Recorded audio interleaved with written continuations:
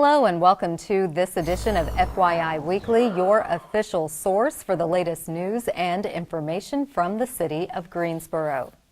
The city of Greensboro, in conjunction with the NC Works Career Center, is encouraging job seekers who want to work for the city to attend the Community Job Readiness Fair.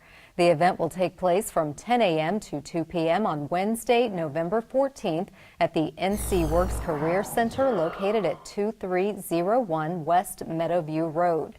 City employees and recruiters will be on site to assist attendees who are interested in learning how to navigate the application process and discuss current and future job openings with the city of Greensboro. If you have considered working for municipal government, then you won't want to miss out on the Community Job Readiness Fair. For more information about the job fair, contact Maria Hicks-Few, the Equity and Inclusion Officer with the city's Human Resources Department at 336-373-2657. In an effort to encourage local residents and businesses to limit the use of single-use plastics, Greensboro City Council has declared this as No Straw November. It's estimated that 500 million straws are discarded every day. That's enough straws to wrap around the entire world twice. Plastic waste is directly connected to the water quality and biological health in streams. Small single-use plastics, such as straws, can pollute our streams. In an effort to reduce plastic waste and conserve the health of local waterways, Greensboro's Field Operations and Water Resources Departments are promoting No Straw November. Lane Roberts, Greensboro's recycling educator, says plastic straws cannot be recycled because of their small size and it's a low quality of plastic.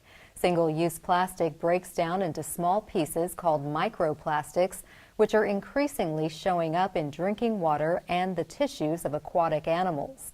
This poses potential dangers to humans and the environment.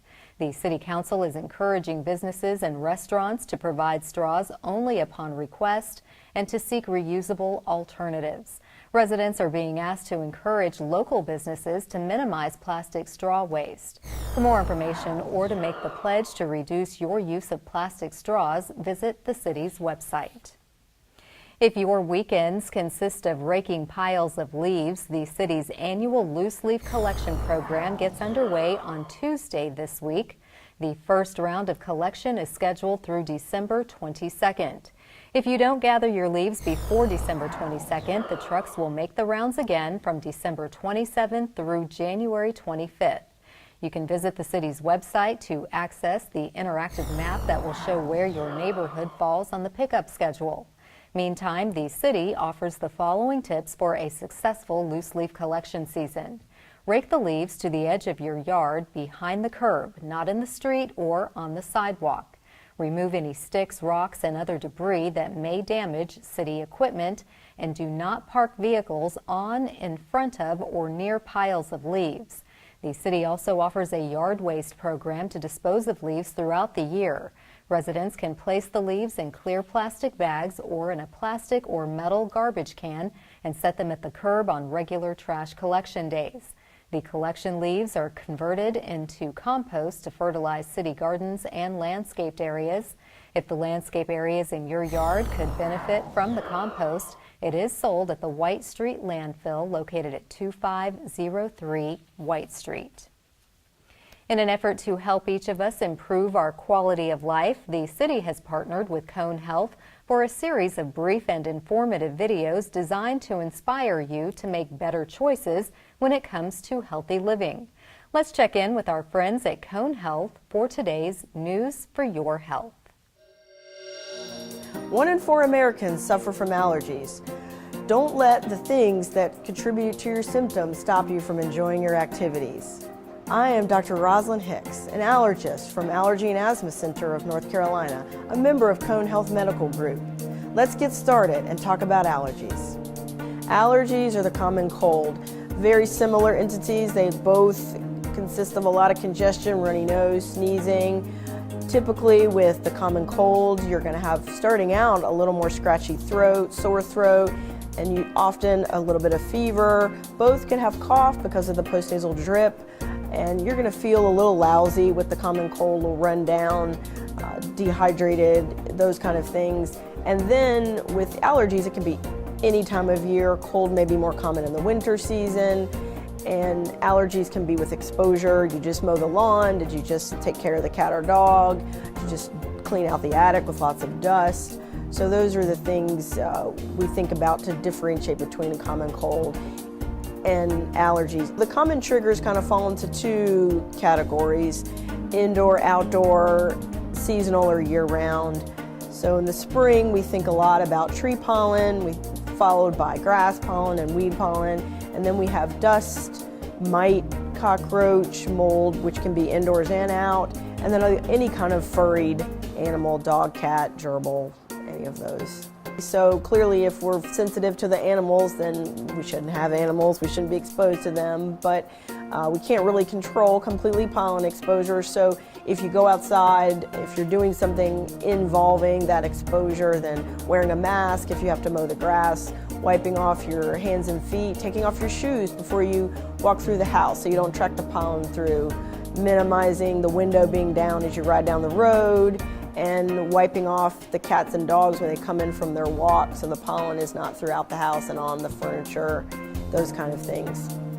Well, of course, avoidance would be the biggest action that we could participate in to try to minimize symptoms, but side of that, adding medications to minimize the congestion, sneezing, runny nose. I'm a huge proponent of saline rinse, and so that's something easy that's not medicated. It's just salt water flushing out or clearing out the nasal passages so we can take away those allergens that we've been breathing in. I think it is very important to prepare for allergy season so that you can minimize your suffering and you don't have so much congestion and headache or disrupted activity. I like to encourage people to start their medications around Valentine's Day, and usually that'll minimize their symptoms and they can go into the allergy season ahead and symptom-free. It is important for individuals to think about allergy testing if they're having lots of symptoms, uncontrolled symptoms, they've tried multiple medications, or they feel like there's one specific thing that they're really interested in knowing that they're allergic to. And especially if you have upper and lower airway symptoms, if you're coughing and wheezing, then that has become quite the standard for management to consider allergy injections. And we need to know exactly what you're allergic to be able to put in your specific vial so that we can manage you with the injections if we have the positive testing available there. And in the situation where you may be food allergic, having allergy testing can be very informative to know what to avoid. Thank you for joining us. I hope all this information has been helpful to decrease your suffering from allergies. For more information, go to conehealth.com/wellness. I'm Dr. Rosalind Hicks. Identity theft and credit card fraud are the most common crimes committed against our senior population, but there is a way to educate elders about avoiding being a victim of fraud. We'll have that story and more news coming up after the break. Stay with us.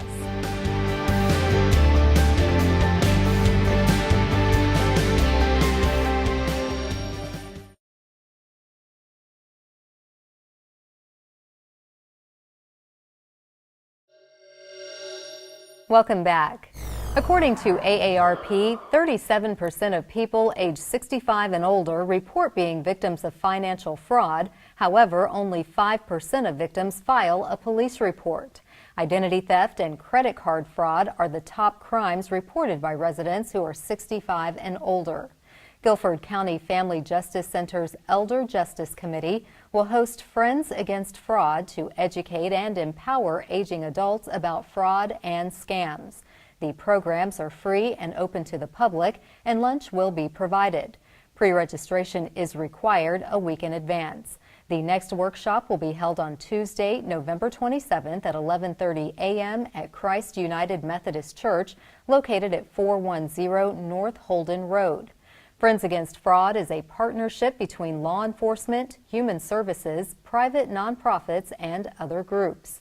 The program focuses on arming older adults with information on how to recognize frauds and scams. The goal is to address the growing concerns surrounding fraud and exploitation among aging adults in Guilford County.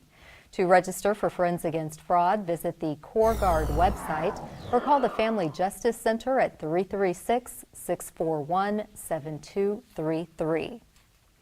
The Greensboro Parks and Recreation Department wants to capture the community's input about the Al Lowe Boxing Center.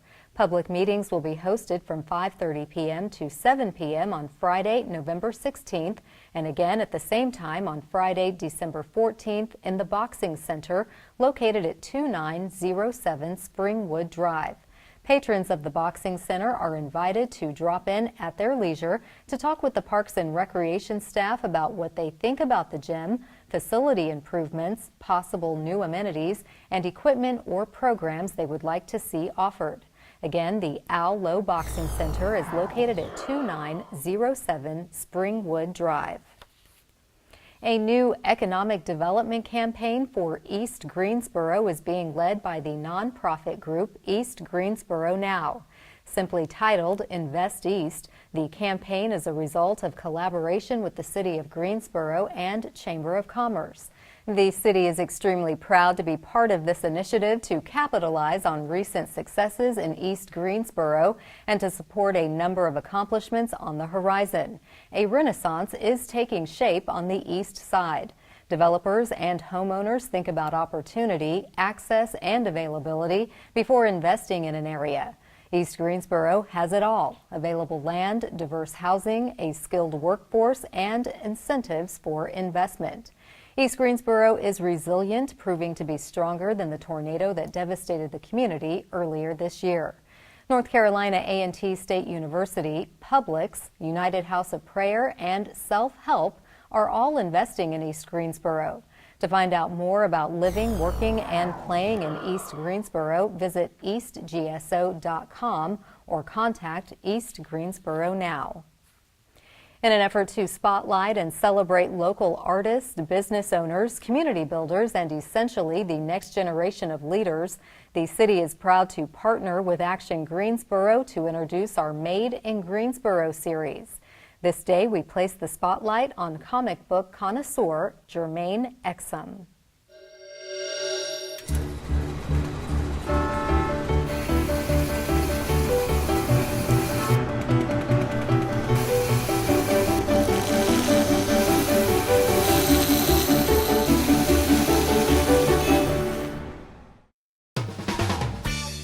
Jermaine Exum runs Acme Comics, the Triad's largest and oldest comic book shop and one of the best-known stores in the country.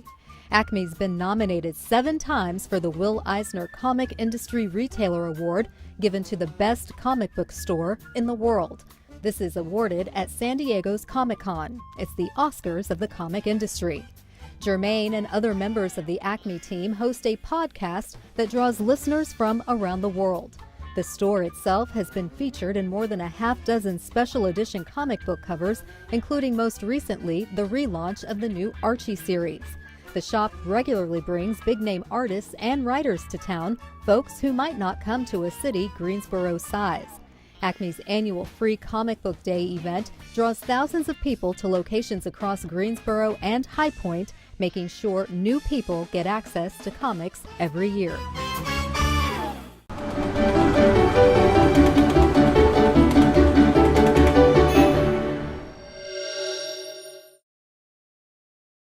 To learn more about Made in Greensboro or to see more images taken by photographers Jerry Walford and Scott Mothersbaugh, visit the Action Greensboro website at madeingso.com.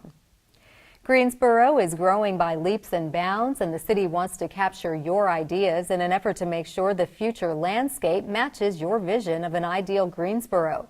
Coming up after the break, we'll hear from the city's planning director and let you know how you can share your ideas. Stay with us.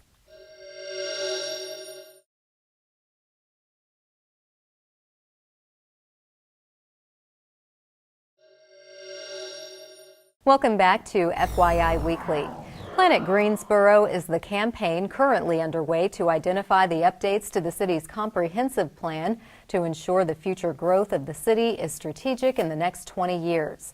Joining me now to tell us how the community can weigh in and offer suggestions is Sue Schwartz. She is the director of the city's planning department. Hello, Sue. Welcome back. It's always good to see you. Thank you, Carla. So what has the participation rate been for the community cafe meetings you've been hosting? Well, we've had 4 so far.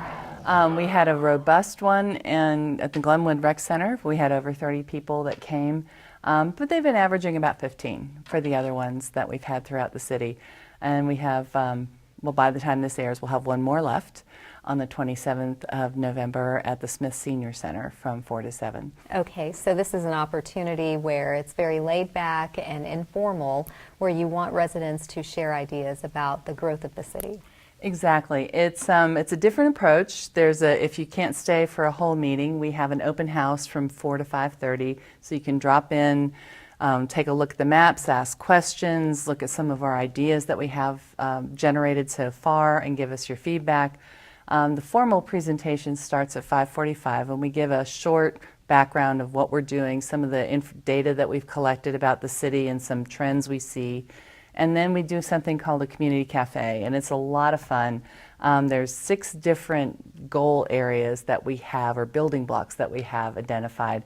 And under each one are a series of goals. And so you choose which goal you want to participate in. So if it's community character or built environment or something along those lines, you go and with your fellow citizens, and they talk through the ideas that are listed, and people give comment, and we time it for about 15 minutes, and then you can get up to 3 of the 6 goals you can look at.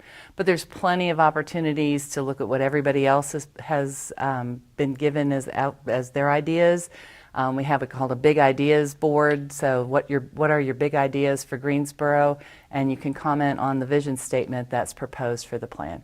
Okay. Now, you hosted Majora Carter this month. What is the significance of her work, and how well was she received? Well, Majora Carter she's just a superstar in the community development world. She started in the South Bronx in New York City. She created a community development corporation, and I'll never forget the first tagline when I first learned of her is, "This woman created the first urban farm in the middle of New York City." And it's about self-sufficiency and creating a sustainable environment, but she really but it's all neighborhood based, and it was based with her neighbors, how they built up this entity, this community development corporation, and the farm and the classes and the employment that has all been generated through this effort since the mid-2000s. She was received very well. We had a lunch and learn, which we had over 100 people. And then in the evening, we had a community workshop, which was free at the Historic Museum. And we had well over 60 people there, which is the largest we've had. We've been doing these kind of community workshop speaker series for a year now. This is the most attended, and what was probably most gratifying is we had a lot of college students out there to hear her. And she's very powerful and energetic. We have her TED Talk on our webpage, so you can get a sneak peek if you didn't get a chance to see her. But just the idea of that what you can do, what can make happen with limited resources and some determination, what's possible. It's nice to think outside the box and hear from people who actually made it happen. Now, your team is obviously engaging every sector of the community. You've made these meetings available as convenient as possible, locations as far as you have mapped out where to have these meetings. So how does your team actually capture all of the suggestions and the ideas that are coming your way? Well, we've got a couple of ways. So the meetings are one component where we're getting feedback. We also have feedback boxes at libraries, so you can download, or while you're at the library, get information about the comprehensive plan and the suggestions, and there's a box you can write out the survey questions and we'll collect them. We also have them online, and so if you can't get to a meeting, you can access and you can answer the questions, and you can register so you can stay informed. We'll keep you updated. So the next piece that we will produce after we get all this feedback is in January or so.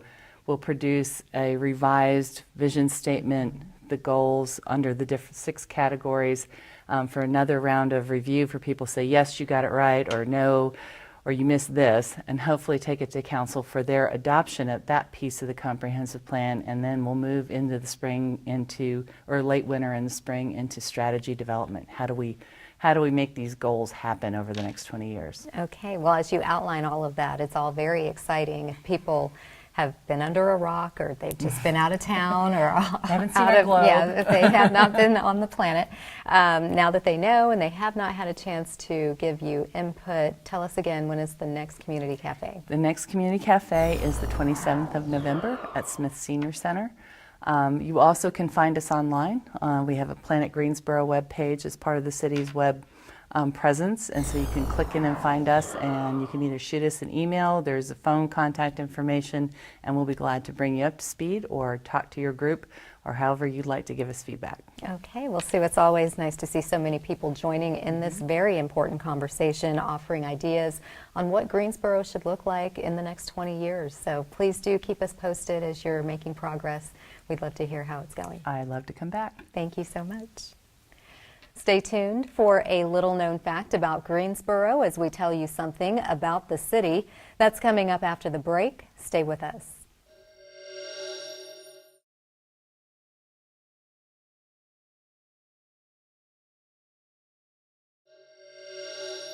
Welcome back.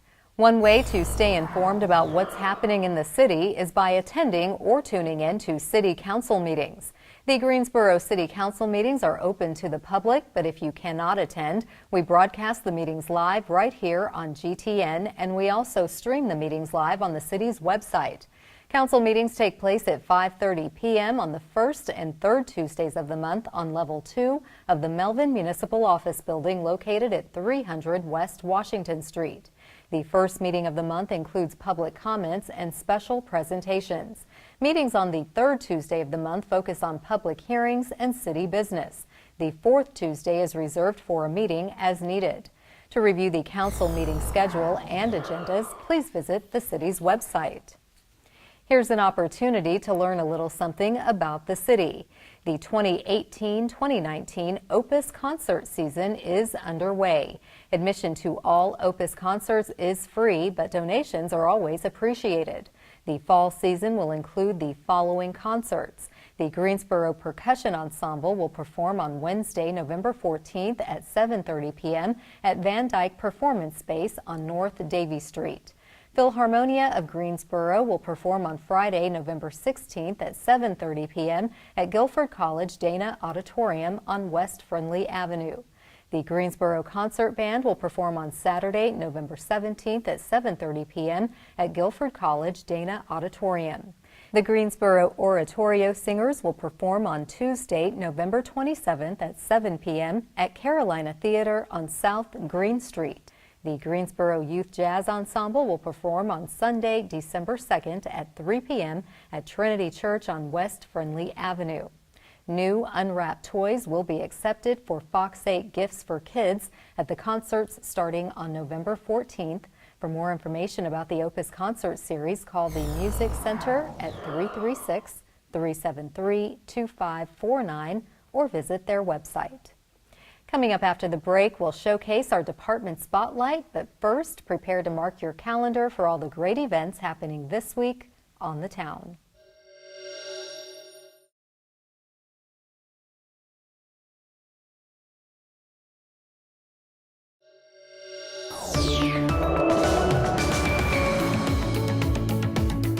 Hey, this is Taylor. There's a lot going on in Greensboro this week, so let's get started. This Friday, the Taylor Turner Hatchery Pond at Lake Higgins Park will be open for the public viewing for an annual trout stocking. The pond will be open for fishing that same day. Anglers 16 years old and older must have a valid North Carolina fishing license, which can be purchased at the marina. The fee is $2 to fish and $4 per pound of fish caught, and all fish caught must be weighed and kept. For more information, visit greensboro-nc.gov/lakes. On Saturday, the Greensboro Farmers Curt Market will host their Apple Pancake and Celebration Day from 8 to 11:30 a.m. Guest chef Alex and Tim Amoroso of Cheesecakes by Alex will serve their famous light and fluffy apple pancakes, made with their special recipe of harvest apples and fall spices. This event will be held rain or shine. For more information, log on to gsofarmersmarket.org. It's not too late to catch The Wizard of Oz at the Carolina Theater, but you better hurry because tickets are going fast. This is the last weekend to see Dorothy, Toto, and the rest of the characters from Oz as they take you over the rainbow in this timeless classic performed by the Community Theater of Greensboro. For more details, a complete list of showtimes, and ticket prices, go to carolinatheater.com. Speaking of last chances, this weekend a last chance to catch A Midsummer Night's Dream at Triad Stage. See one of Shakespeare's most popular works. Midsummer is far more than a simple love story. In the forest where love comes undone lurks a magical world that is both delightful and dark. For showtimes and tickets, visit triadstage.org. Keep watching FYI Weekly right here on GTN to find out about more events happening on the town. Welcome back. The City of Greensboro has 23 departments and several divisions committed to serving you, our residents and visitors. Let's go behind the scenes in our department spotlight. Today, we place the spotlight on the Human Resources Department.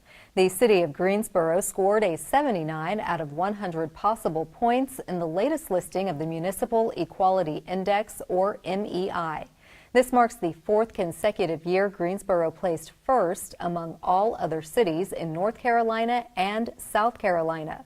The MEI is commissioned by the Human Rights Campaign. It examines the laws, policies, and services of municipalities and rates them on the basis of their inclusivity of lesbian, gay, bisexual, transgender, and queer, or LGBTQ people who live and work in the city.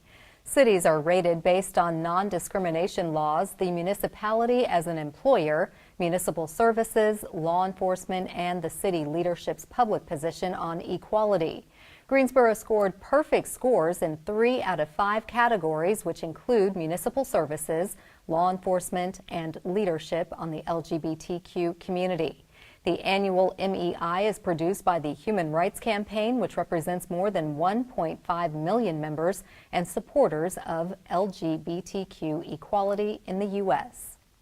Straight ahead on the other side of the break is this week's Way to Go GSO Shoutout. Stay with us.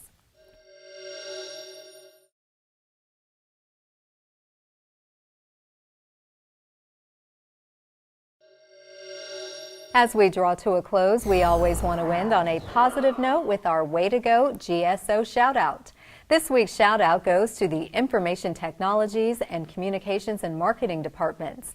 The collaboration of these departments resulted in a Pinnacle Members' Choice Award from the National Association of Government Web Professionals. This is a membership of local government professionals that brings web and technology leaders together to share their perspectives and insight. The City of Greensboro's website design qualified among cities with a large population. Driving principles of the city's website redesign centered on targeting audience needs, transforming to service-based design, and showcasing city programs, services, and resources. According to April Craddock, the city's web architect, from a visual and navigation standpoint, the city's website is a shining example of how employees from across the organization worked cohesively to create a more user-friendly experience for our web visitors. Entries are judged by web professionals from various industries. Each entry is given a score based on the website's content, organization, design, performance, flexibility, and accessibility standards. That concludes this edition of FYI Weekly, but you can easily stay connected to the latest city news by linking to us on Facebook, Twitter, YouTube, and Instagram. Be sure to check out and download our weekly podcast, Talk City Greensboro. For all of us here at the City of Greensboro, thanks for watching, and we'll see you next time.